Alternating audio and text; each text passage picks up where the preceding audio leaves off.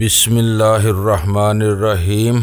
गुमनाम हीरो के मुअज़्ज़ज़ नाज़रीन, अस्सलामु अलैकुम। आइए चलते हैं कहानी की तरफ। मैंने एक स्विच ऑन किया तो रोशनी होते ही आईनों में नजर आने वाले हजारों जुगनू यकलख्त मादूम हो गए। कमरे में कहीं भी इस नन्ही सी पुरअसरार रोशनी का वजूद बाकी नहीं रहा था। बिल्कुल इसी तरह जैसे सूरज तुलू होने के बाद सितारे खला की बेकरां पिन्हाइयों में खो जाते हैं। मैंने जो ही सुनहरी गुंडी को इसकी जगह से सरका आईने की दीवार का वो हिस्सा अपनी जगह से हट गया और मैंने सारा को अपने मुकाबल पाया। इसके पीछे डॉन किसी बिफरे हुए बुलडॉग की तरह अपना मुंह सुजाए एक सोफे में दंसा हुआ था। डॉन तुमसे बात करने आया है, सारा ने सहमे हुए लहजे में मुझे मुतल्ला किया। वो वाडका की बोतल थामे हुए थी। बस तुम आ जाओ, लड़की को बुलाने की जरूरत नहीं। मुझे मुड़ते देखकर डॉन बैठे बैठे गुर्राया। इसका लहजा बहुत दुरुस्त था। मैं नंगे पांव ही बाहर निकल आया। मैंने रुकू की हद तक झुककर डॉन को खुशामदाना ताजीम दी और उसकी झिड़की नुमा हदायत पर इसके सामने ही दूसरे सोफे पर विराजमान हो गया। सारा भी सुकड़ कर एक तरफ बैठ गई। तुम्हारा तीसरा साथी कहाँ है? डॉन के पहले ही सवाल ने मेरे हवास गुम कर दिए। हम खुद इसके लिए फिक्रमंद हैं। मैंने अपने औसान बहाल करने की मोहलत लेने के लिए अकलाहट का सहारा लेते हुए कहा। वो ब्लू पाइप की सुई नहीं थी जो मट्टी में गिरकर गायब हो गया। डॉन गुस्से में दौड़ा। सच सच बताओ कि वो कहाँ है और ये सब कुछ क्या हो रहा है? मुझे दुरुस्त जवाब ना मिला तो मैं जूते मार मार कर तुम्हारी खाल गिरा दूंगा। ये ना समझना कि नादर हीरे देकर तुमने डॉन को खरीद लिया है। डॉन की आवाज में तंज तज़हीक और धमकी के सारे ही अनासर समंदर की तरह ठाठे मार रहे थे। मैंने सर झुकाकर मगमूम आवाज में कहा, तुमने इसके बारे में सवाल करके मुझे दहला दिया है। कहीं वो सांड के खुरों तले ही ना कुचला गया हो। तुम इजाजत दो तो मैं तुम्हारे आदमियों की निगरानी में इसे तलाश करूं। बको मत, मेरे आदमी अंधे नहीं है जो इन्हें तुम्हारी आंखों की जरूरत महसूस हो। वो इसे हवेली ही में नहीं पूरे मकाओ में सूंघते फिर रहे हैं। वो जहाँ भी हुआ किसी खारिशज़दा कुत्ते की तरह पकड़ा जाएगा। डॉन ने दुरुस्त और ऊंची आवाज में कहा। ये मेरी बदनसीबी है कि तुम हमसे बदगुमान हो गए हो किसी वाज़े कोशिश के बगैर। मेरी आवाज खुद ब खुद रुंध गई। तुम हमारे मोहसन हो। मैं तुम्हारे बारे में कोई गलत बात सोच भी नहीं सका। जहाँ तक शाही हीरों का तल्लक है तो वो तुम्हारे ही थे और मैंने तुम्हें पहुँचा दिए। मुझे यकीन है कि मेरा साथी कहीं नहीं गया। वो जिस हाल में भी हुआ इसी हवेली में होगा और जल्द या बदेर तुम्हारे सामने आ जाएगा। वीरा जुमा 8 दिन की लड़की है। इस उल्लू की पट्टी ने कुछ सोचे समझे बगैर मुझे तुम्हारे मामलात में उलझा दिया। अगर तुम इसी कदर मासूम हो तो मुझे ये बताओ कि तुम्हारे कदमों में ऐसी कौन सी बरकत है कि तुम्हारे आते ही यहाँ आसमान से लाशें बरसने लगी? डॉन ने चिल्लाकर सवाल किया। वीरा तुम्हारी मुंह बोली बेटी है डॉन। हमारी वजह से इसे बुरा भला मत कहो। हमारा कसूर साबित हो जाए तो तुम बेशक हमें सूली चढ़ा देना। तुमने हमें चंद रोज में इतनी इज्जत दी है कि जो हमने उम्र भर भी नहीं कमाई होगी। हम तुमसे कैसे टक्कर ले सकते हैं? फिर ये क्या हो रहा है? डॉन सोफे पर पहलू बदलते हुए दौड़ा। अचानक मेरी खोपड़ी पर जमी हुई बर्फ पिघलनी शुरू हुई और मैंने आहिस्तगी से कहा, मुश्तिल होने की वजह से तुम अपने दुश्मनों को फरामोश कर रहे हो। डॉन के मुंह से इज़्तिरारी तौर पर मुगल्लज़ात का एक तूफान उबल पड़ा। सारा की मौजूदगी की परवाह किए बगैर वो अपने दुश्मनों के लिए ऐसी ऐसी नादरुल वजूद गालियां इजाद करता रहा जो तकनीकी एतबार से यकसर नाकाबिले अमल थी। जब इसका उबाल जरा कम हुआ तो वो बोला, मकाओ में कौन माई का लाल है जो डॉन की दुश्मनी मोल लेगा? सब जानते हैं कि मैं कौन हूँ। मैं तो अपने दुश्मन को इसकी माँ की कोख से भी घसीट सकता हूँ। तुम वान लिन को भूल रहे हो। मुझे खुशी थी कि मेरी खोपड़ी चल पड़ी थी और इसमें एक जानदार कहानी का ताना बाना बुनना शुरू हो गया था। मेरी जुबान से वान लिन का नाम सुनते ही डॉन बुरी तरह चौंका मगर फौरन ही संभल कर बोला, इस वक्त उस हरामी का जिक्र कहाँ से आ गया? इसकी तो हड्डियां तक मगरमच्छ खा चुके होंगे। कोई ना कोई तो वजह होगी कि वो तुम्हारे खिलाफ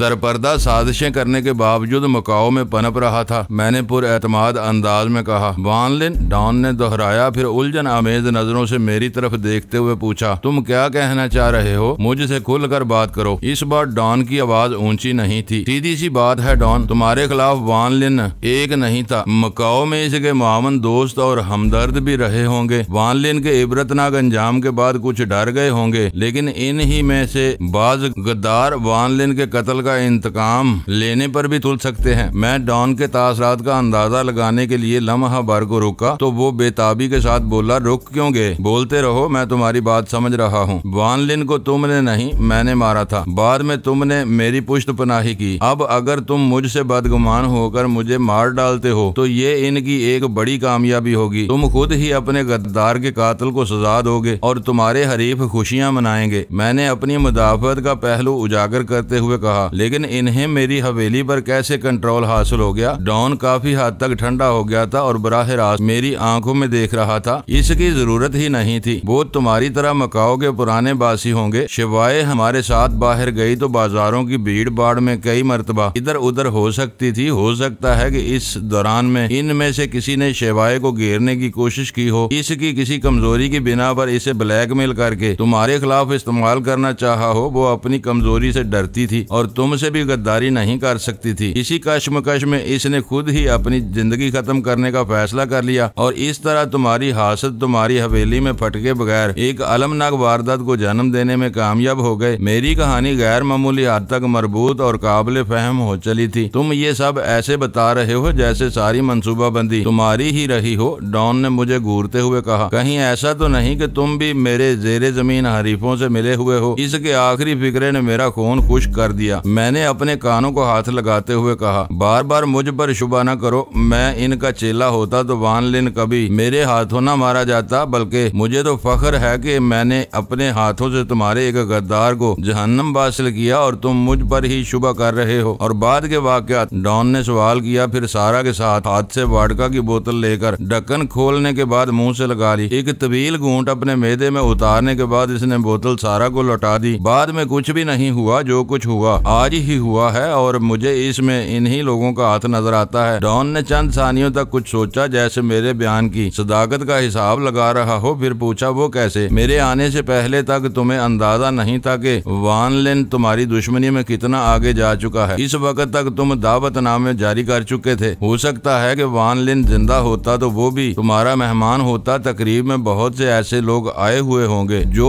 दरपर्दा वान लिन के हमदर्द हों। डॉन ने मुक्का लहराकर मेरी बात काट दी और पुरजोश लहजे में बोला, बस मैं समझ गया। ये सब वान लिन के दोस्तों की साजिश है। मैं इन सब को फना कर दूंगा। शायद तुम्हें मालूम न हो कि आज मेरे 17 मेहमान शदीद जख्मी हुए। मेरे बचपन के दोस्त नैशी काओ के दीदा दलेराना कत्ल के अलावा 3 आदमी कुचल कर मरे और 2 बूढ़ी औरतों के हार्ट फेल हो गए। इतनी बड़ी तबाही के बाद तो मैं मकाओ को जहन्नम बना दूंगा। तुम्हारी बातें मेरे दिल को लगती हैं। वान लिन के करीबी साथियों पर ये रात बहुत भारी पड़ेगी। मैं इन्हें मजीद ढील नहीं दूंगा। डॉन शीशे में उतर आया था। मैंने दिल ही दिल में खुदा का शुक्र अदा किया कि वो मेरी हाशिया आराई से मुतासर होकर वान लिन वाली कहानी में उलझ गया था। वो मकाओ को जन्नत बनाता या जहन्नम, मुझे इससे कोई गर्ज नहीं थी। जिस शहर के जवारी शर्तों में अपनी बीवियां हार कर दूसरों की बीवियां जीतने के ख्वाब देखते हों, इस पर क़यामत टूटनी ही चाहिए थी। मैं तो बस अपना और अपने साथियों का तहफ़्फ़ुज़ चाहता था। हो सकता है कि वान लिन के सारे करीबी साथी इस साजिश में शरीक न हों। कदरे तवक्कुफ़ के बाद मैंने मुसावियाना अंदाज में अपनी राय जाहिर की, लेकिन मकाओ में तुम्हारी बालादस्ती कायम रखने के लिए इनकी सरकोबी जरूरी है। आज तुम अपने हरीफों का ये कारीवार सहकर खामोश बैठ गए तो कल मकाओ के दूसरे शोरा पुश्त भी हिम्मत पकड़ लेंगे। मैं ये सब बातें बहुत अच्छी तरह समझता हूँ। इसने जोजबोज होकर कहा। मेरी बातें शायद इसके ताज़ा जख्मों पर नमक पाशी कर रही थी। मैंने अपनी पूरी उम्र इसी मैदान में गुजारी है और मैं अपने हरीफों का सर कुचलने की अहमियत से अच्छी तरह वाकिफ हूँ। मुझे खुशी है कि तुम अपने असल दुश्मनों को पहचानने में कामयाब हो गए हो, वरना मैं तुम्हारी बरहमी से बहुत ज्यादा खौफजदा था। मुझे डर था कि कहीं तमाम तर इज्जत अफजाई के बाद तुम इस हसीन और नाजुक शीश महल को हमारे मकबरे में ही तब्दील न कर दो। डॉन पहली बार आसूदा अंदाज में हंसा और मुरब्बियाना अंदाज में बोला, तुम बहुत मासूम अंदाज में बातें करते हो। आइनों वाली इस ख्वाबगाह के लिए शीश महल का नाम तुम्हें पहली बार सूझा है और ये अच्छा नाम है। ये शीश महल हसीन और पुरतय्यस जरूर है मगर नाजुक नहीं है। ये तमाम आईने बुलेट प्रूफ हैं। रिवाल्वर या पिस्तौल तो दरकिनार 7 मिलीमीटर की राइफल की गोलियां भी इन आईनों पर खराश नहीं डाल सकती। बेल्जियम की वान हाग कारपोरेशन ने ये बेशकीमत आईने मेरे अलावा सिर्फ अमेरिकी हुकूमत को फराहम किए थे। अमेरिका में ऐसे आईने व्हाइट हाउस में नस्ब किए गए हैं। चाहो तो इन आईनों की मजबूती को आजमा सकते हो। मुझे तुम्हारे दावे पर पूरा यकीन है, मैंने पूरे खुलूस से कहा। असल ख्वाबगाह की सजावट में ब्लोर और क्रिस्टल के फयाजाना इस्तेमाल ने इसे मशहूर कुन बना दिया है। रोशनियां गुल होते ही इस ख्वाबगाह के गोशे गोशे में कहकशां जगमगाने लगती है और यही मेरे मंसूबा साजों का कमाल था कि उन्होंने मेरे तस्वर को हकीकत का रूप दे दिया। डॉन पुरगुरूर अंदाज में अपना सर हिलाते हुए बोला, इस मौहूम सी रोशनी का मुखर्रज एक राज है। आईनों में इसके हजारों अक्स जरूर नजर आते हैं, लेकिन असल रोशनी का सुराग लगाना नामुमकिन है। शादी की पहली रात के लिए वो कमरा मखसूस करके मैंने तुम्हारी इज्जत अफजाई को दर्जा कमाल पर पहुंचाने की कोशिश की थी, लेकिन तकरीब में होने वाली बदमजगी ने आज का सारा लुत्फ गार्त कर दिया। मेरे नजदीक इस बदमजगी से ज्यादा अहमियत तुम्हारी बरहमी की थी। जो मर गए इन्हें दोबारा जिंदा करना नामुमकिन है, लेकिन तुम्हारा मूड बहाल न होता तो हम भी इन मरने वालों में शामिल हो सकते थे। अपनी बड़ाई का एतराफ सुनकर डॉन जोर जोर से हंसने लगा। इसने एक मर्तबा फिर सारा से वोडका की बोतल लेकर अपने मुंह से लगा ली और 2 घूंट लेने के बाद बोतल मेरी तरफ बढ़ा दी। तुम भी पियो, इसने पुरखुलूस तहक्कुम के साथ कहा। ये रूस की बेहतरीन शराब है जो आलू से कशीद की जाती है। ये पीते ही तुम सरूर में आ जाओगे। अभी तुम अनाड़ी हो, लेकिन कुछ दिन मेरे मेहमान रहे तो उम्दा शराबें पीकर बहकने का सलीका भी सीख जाओगे। लो, डरने की जरूरत नहीं, ये तुम्हें उल्टा नहीं करेगी। मैं खुद भी अपना हलक तार करने की जरूरत महसूस कर रहा था, लेकिन डॉन की दानिश्त में मैं नया शराबी था, इसलिए मैंने डरते और झिझकते हुए इसके हाथ से बोतल ले ली और पूछा, लेकिन ये तो खालिस शराब है। तुमने कहा था कि ये पानी मिलाकर पी जाती है। नीट पीने से आदि शराबी भी पनाह मांगते हैं। डॉन ने मेरे अहमकाना सवाल पर दोनों हाथों से अपना सर थाम लिया और तकरीबन कराहते हुए बोला, अपने अखज किए हुए ये नताइज मेरी जात से मंसूब ना करो। वो बात बहिश्की के लिए कही गई थी। वाडका में सिर्फ बर्फ डाली जाती है। हर शराब पीने का अलग करीना होता है। कल को तुम वाइन और शैंपियन में भी सोडा या पानी मिलाने लगे तो मेरे हाथों से पिटोगे। बहुत सी शराबें पानी की तरह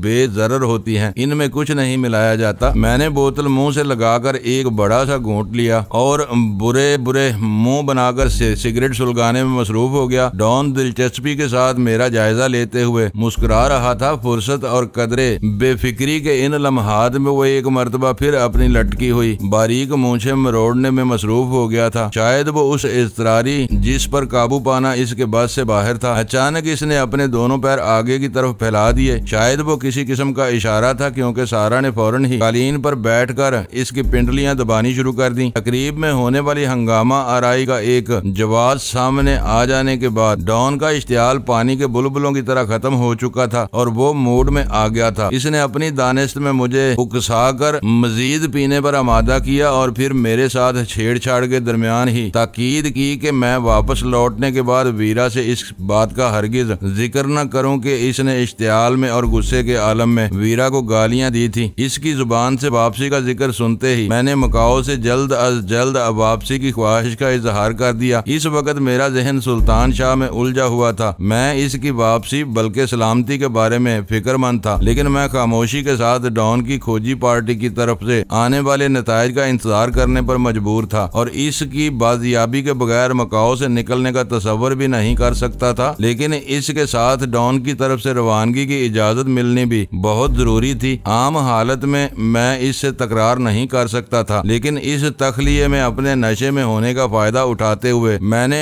डॉन से जिद और बहस शुरू कर दी। वो सिलसिला जारी था कि बाहर से यक बयक कुछ आवाजें आने लगी। यूं मालूम हुआ जैसे बैरूनी दरवाजा खोलकर कुछ अफराद अंदर आए हों। डॉन मुतमिन बैठा रहा, इसलिए मैं भी तरद्दुद का इजहार नहीं कर सका। चंद सेकंड बाद ही आईनों के दरमियान मौजूद खला में एक जर्द रू चीनी नमूदार हुआ। डॉन को ताजीम देने के बाद इसने मशीनी अंदाज में कुछ च्याऊ म्याऊ की और उल्टे कदमों वापस लौट गया। मुबारक हो। इसके जाते ही डॉन ने मुझसे कहा, तुम्हारा साथी मिल गया। खुशी की बात यह है कि वो जख्मी हालत में दूर अफ्तादा झाड़ियों में बेहोश पड़ा हुआ था। जख्मी और बेहोश, मैंने हैरत और बेयकीनी से दोहराया। ये तो अफसोस की बात है डॉन, तुम खुशी का इजहार क्यों कर रहे हो? ये उसकी बेगुनाही का खुला सबूत है। डॉन हंसते हुए बोला, वान लिन के साथियों वाली कहानी के बाद इसकी पोजीशन साफ हो गई है, लेकिन तुम इसे इजाफी सबूत कह सकते हो। डॉन अपनी खोपड़ी के मुताबिक सही कह रहा था। सुल्तान शाह के यकायक लापता हो जाने की वजह से डॉन के जहन में शकूको शुबहात के जहरीले बिच्छू कुलबुलाने लगे थे और इसने सुल्तान शाह की तलाश में न सिर्फ हवेली में बल्कि पूरे मकाओ में आदमी फैला दिए थे। सुल्तान शाह के मिल जाने के बाद बेयक वक्त बहुत सी बातें साफ हो गई थी। अव्वल ये कि वो हवेली से कहीं फरार नहीं हुआ था, बल्कि जख्मी हो जाने के बाद झाड़ियों में बेहोश पड़ा हुआ था। वो जख्मी और बेहोश था, इसलिए उस पर यह शुबा नहीं किया जा सकता था कि नैशी काओ के कत्ल में इसका कोई हाथ रहा होगा। मुझे दिल ही दिल में बेअंदाजा खुशी हुई कि चंद गंभीर और पुरहोल लम्हात आने के बावजूद हम तीनों को अपने यकीनी जुराइम से बरीउल जिम्मा करार दिया जा रहा था। डॉन एक ऐसा अजीमुल शान जानवर था जिसका दिमाग एक वक्त में सिर्फ एक ही ट्रैक पर चलता था। जब तक वो हमारे खिलाफ सोचता रहा, हमें जलीलो ख्वार करके हमारे टुकड़े उड़ाने के मंसूबे बनाता रहा। लेकिन जब मैं कमाल होशियारी से इसके जहन को दूसरी राह पर डालने में कामयाब हो गया तो वो यक बयक सारी वाकयाती शहादतों को नजरअंदाज करके हमें मुआफ कर बैठा। सुल्तान शाह बेहोश जरूर पाया गया था, लेकिन इसके आदमियों की कोशिशों के नतीजे में जल्द ही होश में आ गया था। इसकी पेशानी जख्मी थी, लेकिन वो अपने कदमों पर चलकर हवेली में पहुंचा था। डॉन के इमा पर मरहम पट्टी के बाद सुल्तान शाह को वहां लाया गया तो मुझे देखते ही इसका चेहरा खिल उठा। इसका चेहरा नकाहत से जर्द पड़ा हुआ था, लिबास पर खून के धब्बे थे और पेशानी पर खोपड़ी के गिर्द पट्टी बंधी हुई थी। डॉन के इस तफसार पर इसने बताया कि सांड के बाहर निकलते ही वो दहशतज़दा मेहमानों के एक बारी रेले में फंसकर किसी उल्टी हुई मेज या कुर्सी पर जा गिरा था और इसकी पेशानी से खून के फुवारे बह निकले थे। इसे अंदाजा था कि वो फौरन अपने कदमों पर खड़ा न हुआ तो भागने वाले इसे रौंद कर मार डालेंगे, इसलिए वो अपनी पूरी कुव्वत मजतमा करके रेले में से निकलने की कोशिश करता हुआ झाड़ियों तक पहुंचने में कामयाब हो गया। फिर वहां इसकी कुव्वत बर्दाश्त से जवाब दे गई और वो बेहोश होकर वहीं गिर गया। बाद के वाकयात का इसे कोई इल्म नहीं था। तो क्या तुम्हें नहीं मालूम कि नैशी काओ को ब्लू पाइप से हलाक कर दिया गया है? डॉन ने हैरत से पूछा। हलाकत के जिक्र पर सुल्तान शाह की आंखें खौफ से कुशादा हो गईं और इसने मासूमाना सादगी से सवाल किया, ये नैशी काओ कौन था? बाहर से आने वाला मेरा जिगरी यार जो आज की तकरीब का मेहमान खुसूसी होता, डॉन ने कहा। सुल्तान शाह मुतासफाना अंदाज में सर हिलाने लगा। ये तो बहुत बुरी खबर है। दरअसल मैं भगदड़ मचने के बाद ही जख्मी हो गया था। मेरे बेहोश होने के बाद क्या हुआ मैं इससे बिल्कुल बेखबर हूँ। सुल्तान शाह की इस भरपूर रियाकारी पर मेरी अकल चकरा कर रह गई। इसने इतने एतमाद से वो कहानी सुनाई थी कि लम्हा भर के लिए मैं खुद सोच में पड़ गया कि नैशी काओ को किसने मारा होगा। अगर मैंने नैशी काओ के कत्ल के लम्हात में सुल्तान शाह को अपनी आंखों से इसके पीछे से गुजरते हुए ना देखा होता तो शायद मैं भी इसकी कहानी पर शुबा नहीं कर सकता था। मैं इसके साथ तखलिये में तहरीरी गुफ्तगू करने के लिए बेचैनी महसूस करने लगा। वहाँ हर तरफ आईने होने की बिना पर मैं बहुत ज्यादा मोहतात था, क्योंकि हम सब हर जाविये से एक दूसरे को देख रहे थे। मैं सुल्तान शाह से खास तौर पर नजरें चुरा रहा था कि कहीं वो बुखलाहट में मुझे कोई इशारा करने की हमाकत न कर बैठे। तुम अंदर चले जाओ, गजाला तुम्हारी तरफ से बहुत फिक्रमंद है। मैंने इसे टालने की नीयत से ख्वाबगाह की तरफ इशारा करते हुए अंग्रेजी में कहा ताकि डॉन भी मेरी बात सुन ले। मगर कहाँ? सुल्तान शाह ने हैरत से कहा, इधर तो शीशे की ठोस दीवार है। ये डॉन की हवेली का तिलिस्म है। बाएं हाथ घूमकर सीधे चले जाओ, रास्ता पैदा हो जाएगा। दरवाजा अंदर से मुकफ्फल हुआ तो तुम्हारे अक्स पड़ते ही फोटो सेल के जरिए वक्फे से अंदर इस वक्त तक घंटी बजती रहेगी जब तक दरवाजा खोल न दिया जाए। सारा ने इसके साथ मेरी मालूमात में भी इजाफा किया। तुम अजीब अहमक आदमी हो, डॉन तेजी के साथ बोला तो मैं चौंक कर उसकी तरफ देखने लगा। शादी तुम्हारी हुई है और हुजला अरूसी में अपने दोस्त को भेज रहे हो। बात पूरी करके डॉन अपने जबरदस्त मजाक पर खुद ही जोर जोर से हंसने लगा। सारा ने इसका भरपूर साथ दिया। इस सूरत हाल में मेरे लिए भी खिसियाए हुए अंदाज में हंसने के अलावा और कोई चारा नहीं था। इन दोनों में बहन भाई जैसी मोहब्बत और चाहत है। मैंने खिफत के साथ वजाहत करनी चाहिए, लेकिन डॉन ने मेरी बात काट दी। मौका मिलते ही वो बदमाशी पर तुल गया था। एक माँ के पेट से पैदा होने वालों के अलावा कोई मर्द और औरत बहन भाई नहीं हो सकते। संक्यांग में तो मर्दों का तरीका वारदात ही यही है। वो जिस औरत या लड़के पर डोरे डालने चाहते सबसे पहले इसे बहन बनाते हैं, फिर पहला मौका मुयसर आते ही इश्क का इजहार कर बैठते हैं।